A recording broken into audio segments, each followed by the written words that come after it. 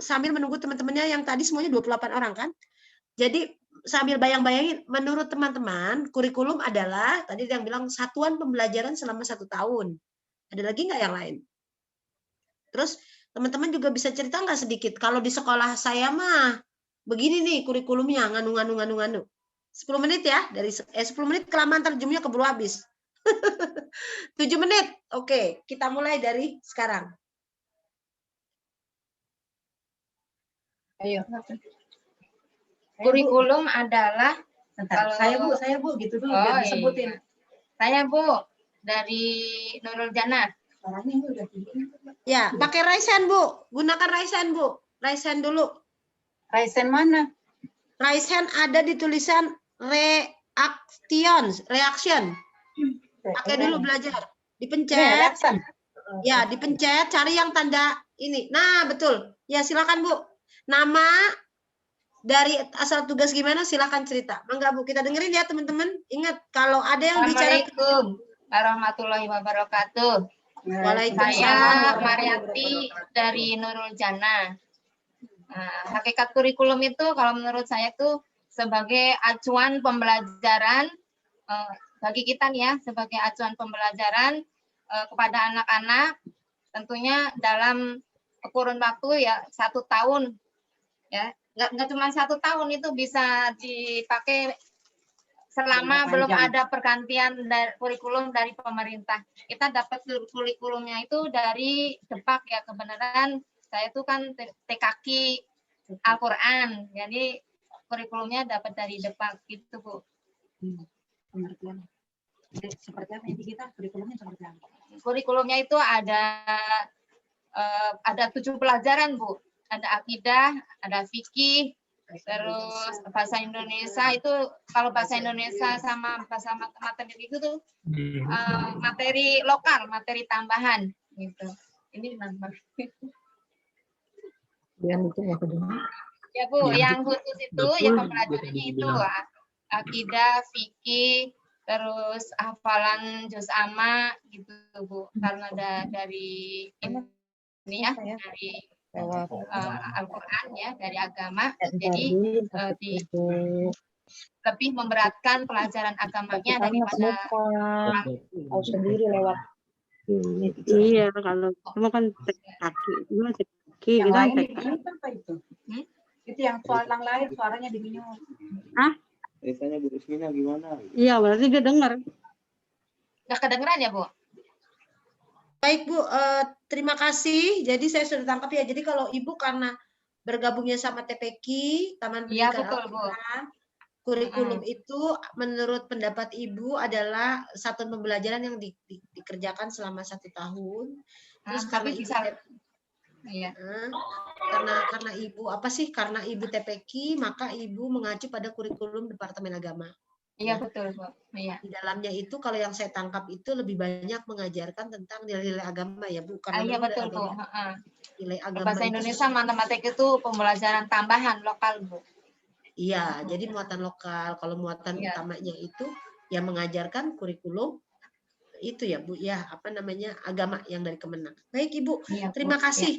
Kita berikan 10 jempol untuk Ibu yang berani hari ini. Ada lagi yang berani? Saya mau lihat. Terima kasih Bu. Terima kasih. Kita bikin 10 jempol ya. Ini kebetulan duet maut antara Ibu Ana dan Ibu siapa tuh berdua soalnya. Bertiga Bu. Allah subhanallah. Oh iya, nggak apa-apa. Duet maut. Ada yang mau menambahkan? Ada yang mau menambahkan? Mengambil. Bu Nur Hasanah? Enggak, ini yang tadi dibilang Jumat jam 13.30. Berarti enggak. Ada yang mau menambahkan lagi? Kurikulum itu apa sih sebetulnya? Oh iya. Sama, Bi. Assalamualaikum Bunda. Ya. Ibu yang tadi berbicara, tolong mic-nya di-unmute ya. Sudah selesai. Terima kasih Bunda ya. Ya. Selanjutnya Bunda. Ya, Assalamualaikum Bunda. Warahmatullahi wabarakatuh. Bunda, saya Nur Hasanah. Saya dari Bimba Rainbow Kids Bunda, bukan dari TK atau TPA.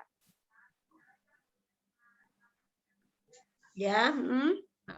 Jadi pengertian kurikulum yang saya tangkap dari pembelajaran saya selama ini bergerak di Bimba, yaitu segala pembelajaran yang akan kita sampaikan melalui kreativitas dan olah kepintaran anak-anak selama 1 tahun yang tertata dengan baik, Bunda.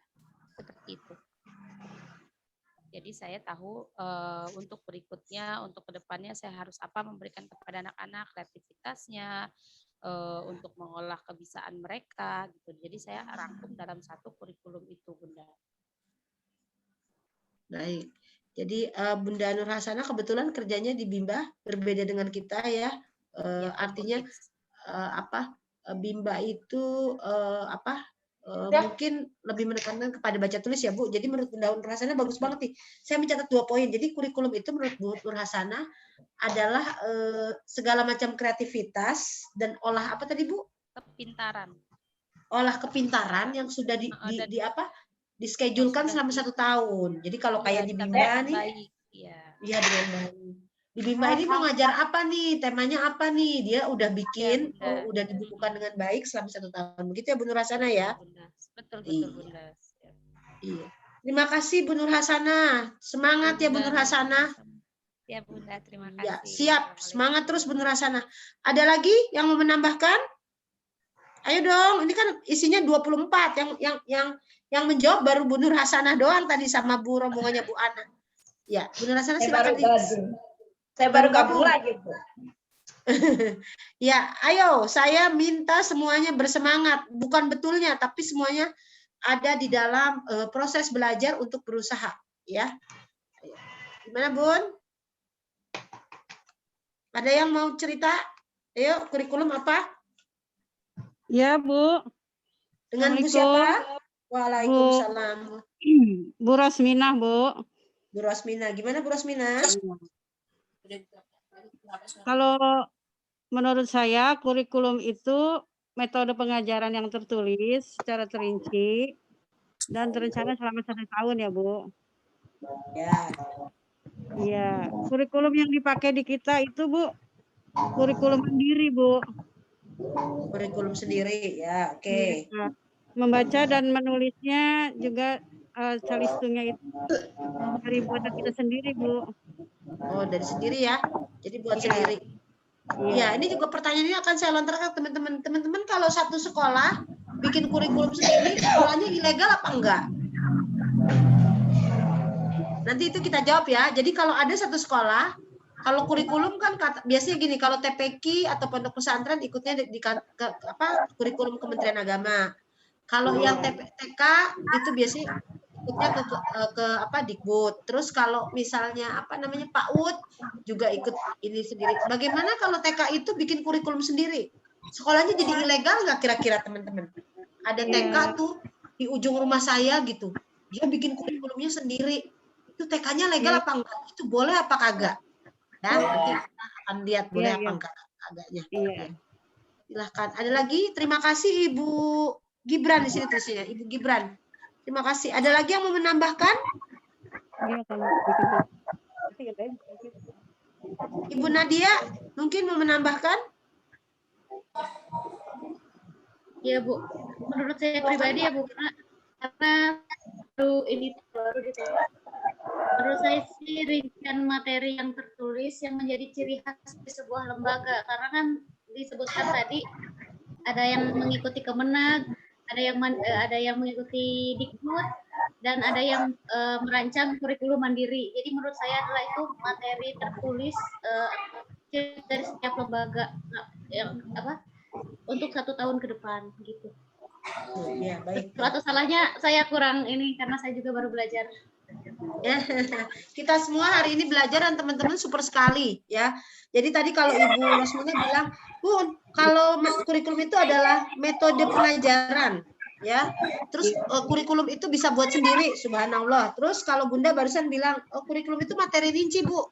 Jadi kalau 1 tahun itu mau ngapa-ngapa itu udah ditulis. Itu kurikulum, Bu. Oke. Bagaimana yang lain? Baru ada 4. Ayo, 20 lagi. Kemana ini? 21 malah. 21 orang lagi kemana? Ayo. Saya tunggu Ibu Mariati bisa kurikulum apa?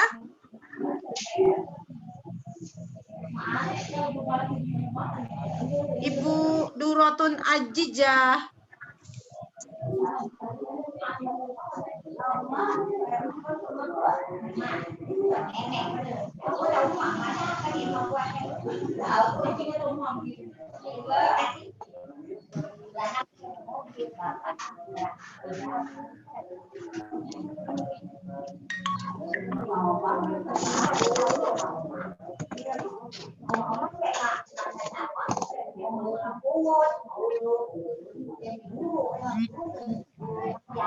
Oke.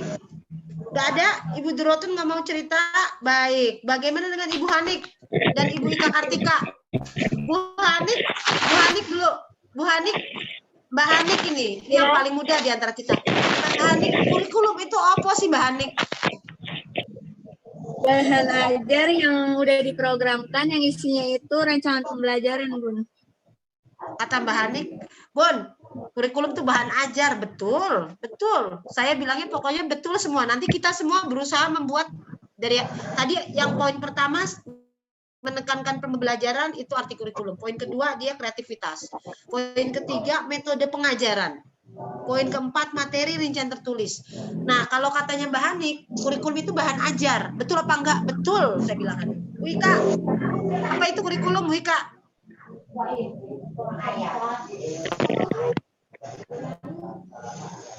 Bu Ika, tes Bu Ika.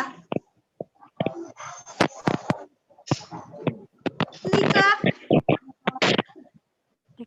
Bu Ika, waduh, Bu Siva. Ya, Bu. Bu Siva, kurikulum apa Bu Siva? Ya. Ya, jangan ngerujak baik. Kurikulum apa Bu Siva?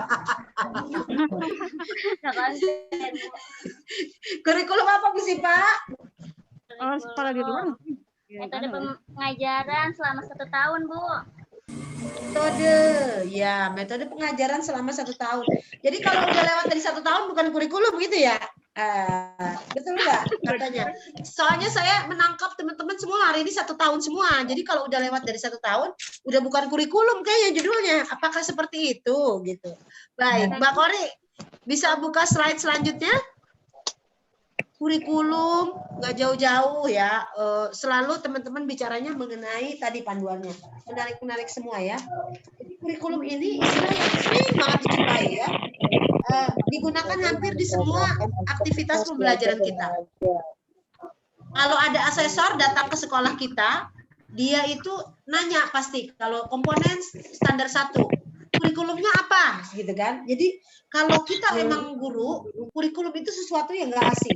Di hampir setiap aktivitas kita pasti tanya kurikulum. Terus kurikulum ini juga punya peran yang sangat strategis teman-teman, menentukan pencapaian dalam satu sistem pendidikan. Jadi yang saya bilang, kalau TK kurikulumnya benar, dijalankan dengan betul SOP-nya, itu TK-nya atau sekolahnya menjadi genah. Tandanya sekolahnya benar itu, suatu sekolah dikatakan baik itu kan indikatornya cuma 2. Dari output dan input. Output adalah siswa TK yang keluar dari sana itu kelihatan berkarakter, pinter-pinter, baca Qur'annya, baca surat pendeknya, pinter baca kalau secara awam. Itu output. Bagaimana dengan input? Input ketika si taman kanak-kanak itu menjalankan dengan betul, maka proses seleksi untuk masuk taman kanak-kanak itu dibuatnya sangat berkarakter. Berkarakter itu kalau sekolah yang sudah mapan, dia akan menerapkan ada tes psikologi, ada tes kemantapan materi, ada tes skolastik atau berkenaan dengan perkembangan anak. Makanya kalau sekolah yang kurikulumnya baik seperti sekolah internasional, anak-anak yang didapat itu adalah anak-anak yang bibitnya sudah bagus. Kenapa? Karena dari proses penyaringannya, kurikulumnya sudah dirancang untuk menerima anak-anak yang memang sudah punya bakat baik. Gitu ya. Itu makanya suka ditanyain, resep ya kalau ke sekolahnya orang-orang gedongan atau orang-orang sekolah internasional teh anaknya baik-baik ya, pintar-pintar. Ya karena tes seleksi masuknya juga sudah dirancang, sudah dibuat untuk apa teman-teman?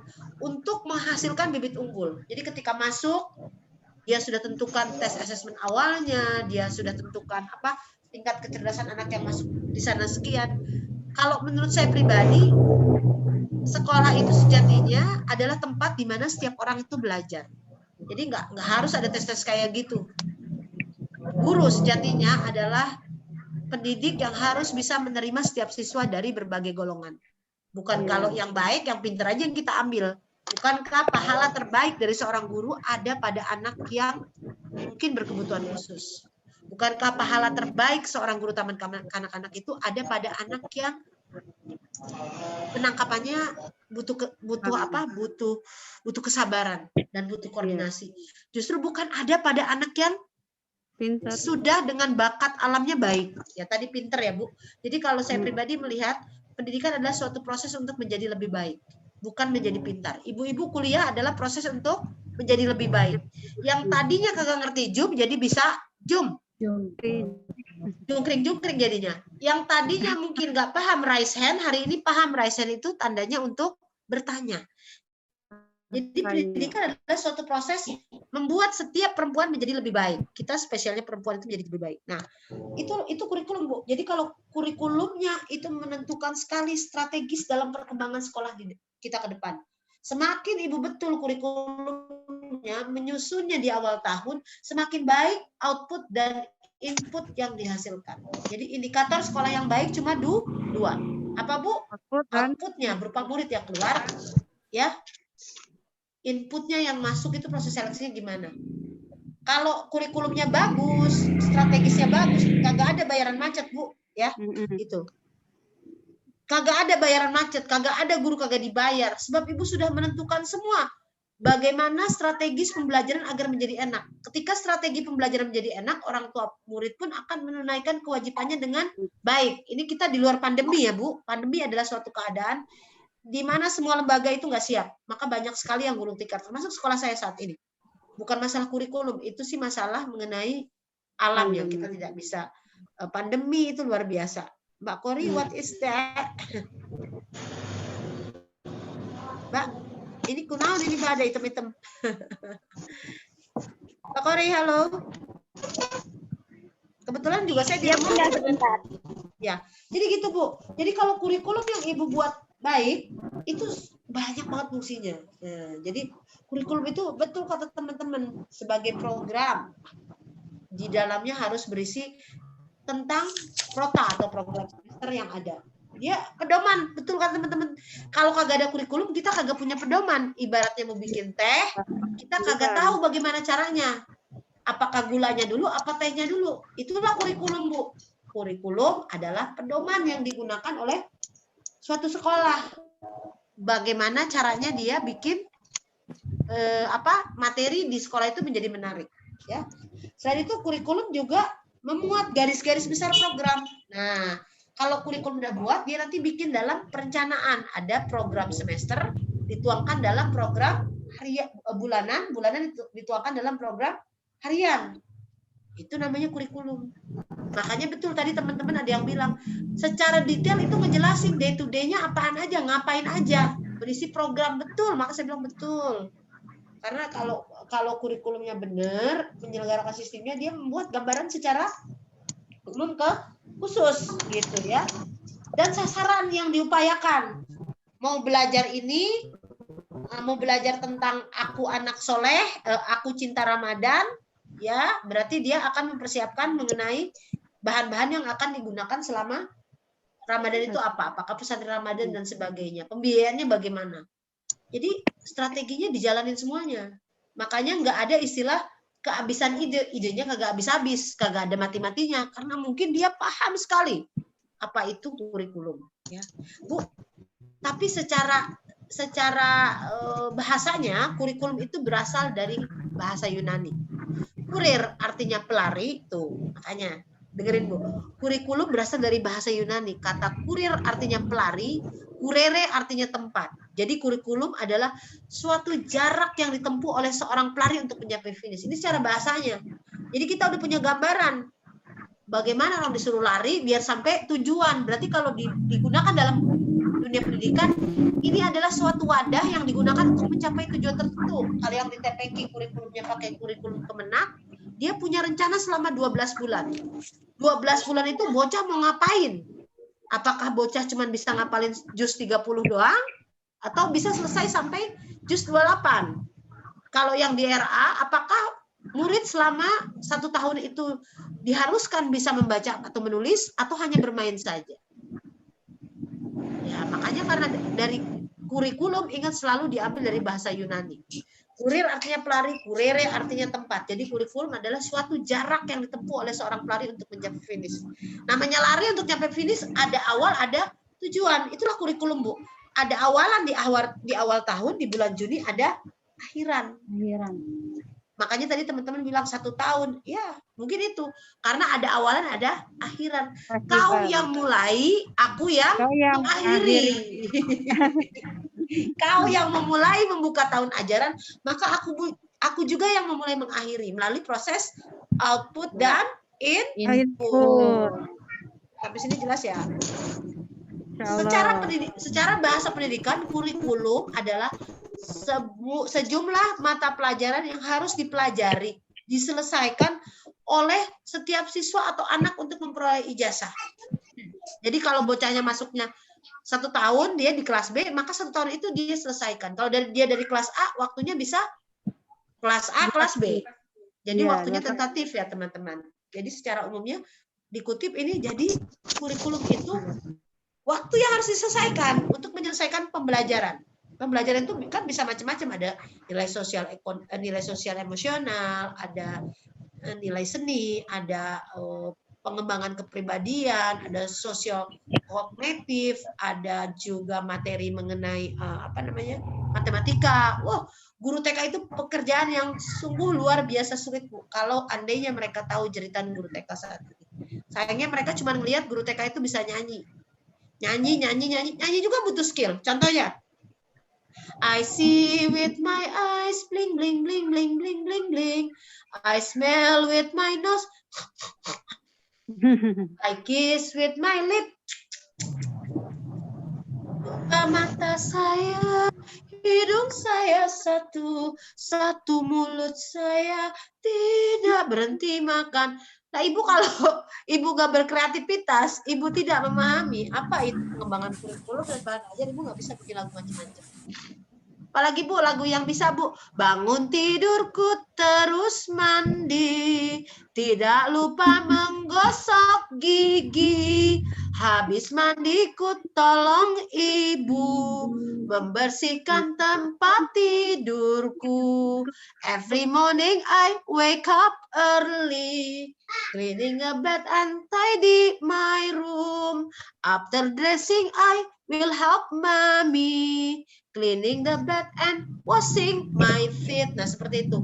Loh, kalau Ibu nggak ngerti aspek-aspek apa aja yang dipelajari di kurikulum, boro-boro bisa nyanyi. Coba sekarang saya pengen dengar suara Ibu. Bangun tidurku terus mandi. Bareng-bareng Ibu, 1, 2, 3. Bangun tidurku terus mandi. Tidak lupa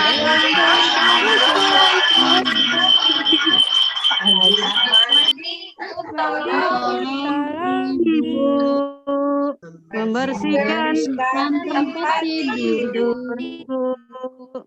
Sekarang saya nyanyi ya Bu. Bangun tidurku terus mandi, tidak lupa menggosok gigi. Habis mandiku tolong Ibu membersihkan tempat tidurku. Sudah beda versi dengan lagu yang pertama. Kalau lagu yang pertama kali dibuat sama penciptanya, bangun tidurku terus mandi, tidak lupa menggosok gigi. Beda versi. Karena mungkin tujuan saya lain. Di situ saya mungkin ingin memperkenalkan 2 bahasa di sana. Makanya ada sedikit pelan. Nah itu makanya Bu, sejumlah mata pelajaran yang harus dipelajari, diselesaikan oleh setiap siswa atau anak untuk memperoleh ijazah. Karena pendidikan di Indonesia itu masih sama, Bu. Mandangnya ijazah. Makanya Ibu kudu kuliah kan sekarang, bayangin. Kalau kagak kuliah, saya kagak disertip. Tandanya saya kuliah apa? Saya punya NIM. Tandanya saya kuliah apa? Saya punya nomor induk mahasiswa. Tandanya saya kuliah apa?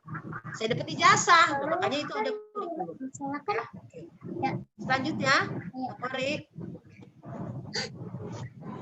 Cepat. Masya Allah. Unsur-unsur.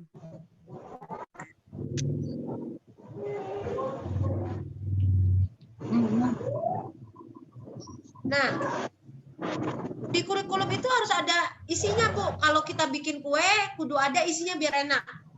Kalau kita beli serabi yang enak itu kalau isinya macam-macam.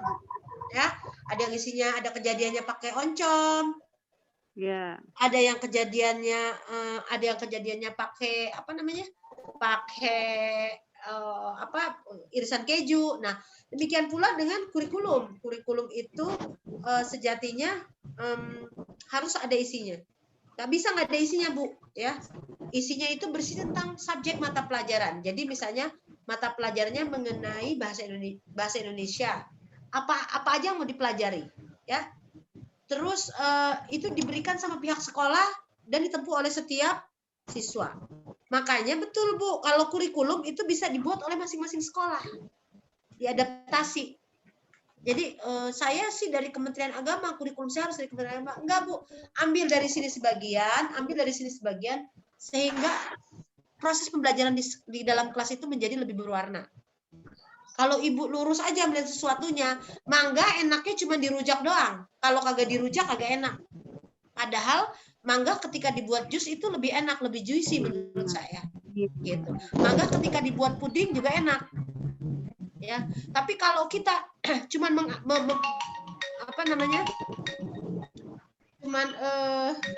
cuman mengambil kurikulum itu yang pokok-pokoknya aja gitu ya. Kurikulum cuman bisa diambilnya dari sini aja nih, dari satu bahasa subjek mata pelajaran aja.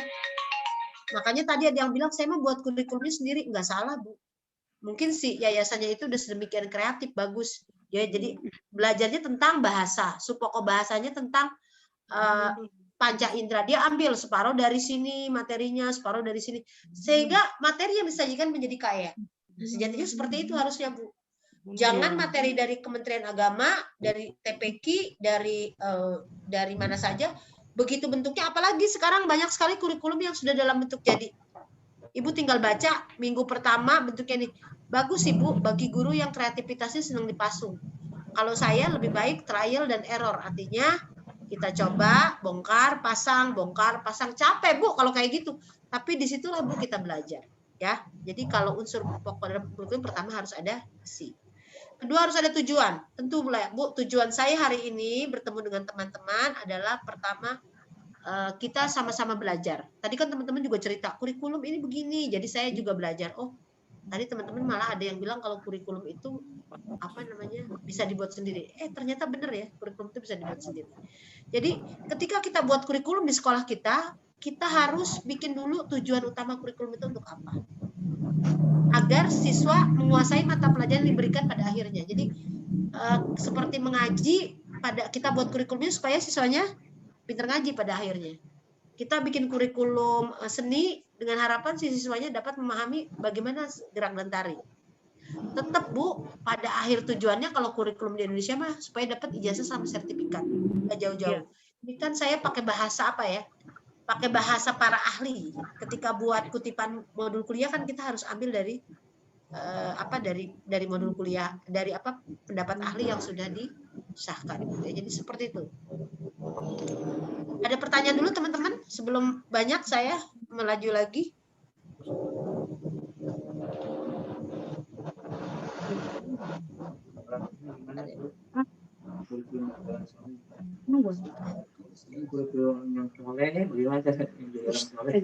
Sampai sini nggak ada pertanyaan?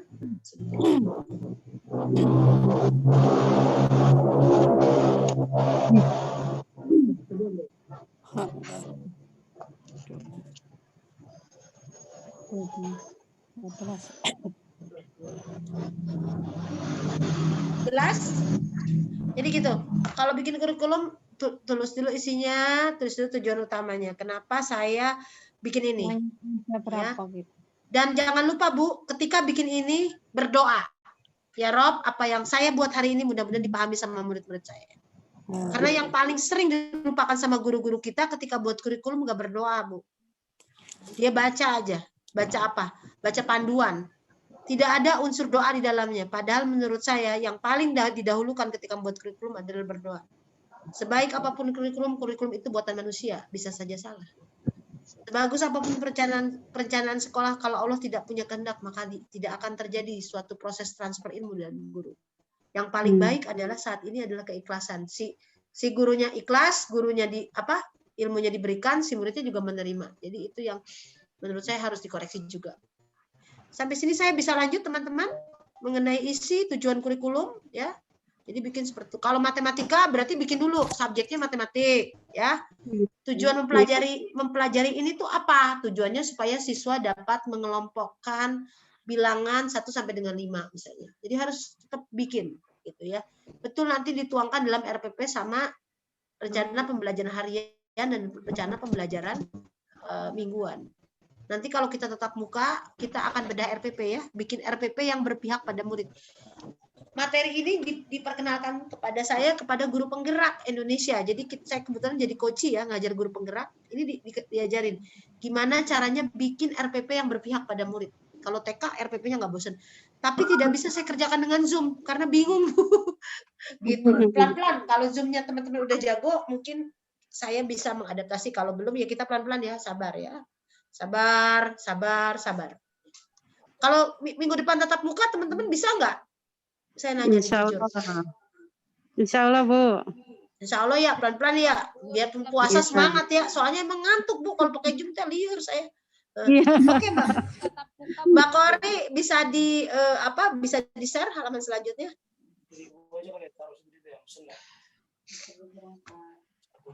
Nggak usah. Nah, nggak usah nulis teman-teman, nanti semuanya dibagiin ya. Oh iya Bu. Kurikulum menurut para ahli itu ada 3 ya. Ini pakai bahasa sono. Menurut si Johnson, Structure of Series of Intended Learning Outcomes.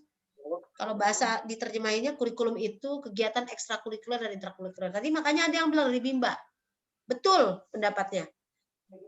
Karena dia mungkin pakai pahamnya si Johnson. Jadi Structure of Series of Intended Learning Outcomes. Jadi kurang lebihnya kalau saya terjemahin pakai yang singkat-singkatnya, kurikulum itu kegiatan ekstrakurikuler sama intrakurikuler. Ekstranya ngapain, kegiatan pokoknya ngapain, kegiatan intinya apa. Jadi kalau di TK mungkin ada kegiatan di sekolah ibu-ibu, mungkin ada kegiatan ekstranya drum band dulu lagi belum pandemi, dangdung sampai dia selesai sekolah, yaitu namanya kurikulum. Nah, kalau menurut undang-undang kitab suci kita, kalau kuliah ini harus hafal, Bu. Undang-Undang nomor 20 tahun 2003, undang ini mengatakan bahwa kurikulum itu seperangkat rencana. Nah, makanya jadi teman-teman ada yang bilang, kurikulum itu rencana. Betul, kurikulum adalah seperangkat rencana yang mengatur mengenai tujuan. Nah, kenapa saya bikin tujuan pembelajaran hari ini? Supaya anak-anak bisa paham mengenai angka 5. Setelah anak-anak bisa paham angka 5, isinya apa? Isinya mengenai angka 5 aja. Ya, belajarnya hari itu mengenai angka 5. Bahan yang digunakan apa? Oh, saya karena memperkenalkan angka 5, maka saya mempergunakan menempel atau saya menggunting angka 5. Makanya kegiatannya menjadi variasi. Atau saya mau bermain plastisin dengan angka 5. Pokoknya judulnya 5. Atau saya mau menempel kancing yang jumlahnya 5. Karena teman-teman tahu tujuannya, ya, tujuan pembelajarannya apa, terus isinya apa dan bahan yang mau digunakan apa, makanya akan banyak sekali variasi yang digunakan pada saat pembelajaran. Beda dengan guru yang masuk ke kelas cuma nerangin, hari ini kita belajar ngitung, tapi dia nggak ngerti tujuannya mau ngapain. Tapi kalau ketika teman-teman menerapkan kurikulum, tujuannya supaya siswa dapat memahami konsep angka 5. Makanya di situ teman-teman bisa memperkenalkan banyak subjek, bukan cuma menulis atau menebalkan. Jadi kalau memperkenalkan angka 5 bisa banyak hal. Apakah menari 5 kali pinggangnya turun ke bawah, judulnya konsep angka 5 itu sampai. Gitu ya. Itu menurut Undang-Undang 20 tahun 2003. ya. Ini kayaknya udah sempet mau tanda-tandanya mau habis lagi, tanda-tandanya. Sabar ya. Ini kayaknya sebentar lagi mau habis, saya bagiin dulu linknya ya teman-teman ya. Iya, tanda-tandanya. Sabar teman-teman, namanya juga belajarnya Zoom ya. Teman-teman harus sabar ya. Saya bagiin dulu ya link berikutnya, soalnya saya ngeliatin tanda-tandanya udah mau habis ini. Iya Bu, ya. Ya, yang sabar, yang ikhlas, semoga apa yang teman-teman kerjakan hari ini bisa. Ini waktunya udah mau habis, tapi saya berasa baru tadi ngajarinnya. Iya, kayak sebentar banget ya Bu ya.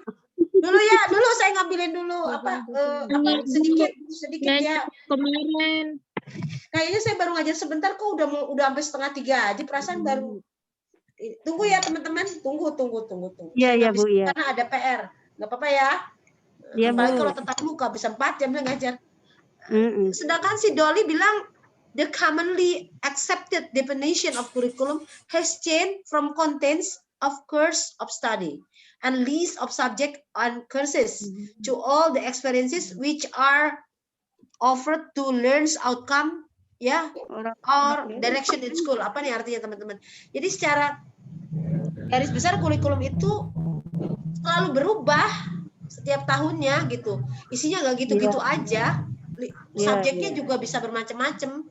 Jadi kurikulum memang harus berubah teman-teman.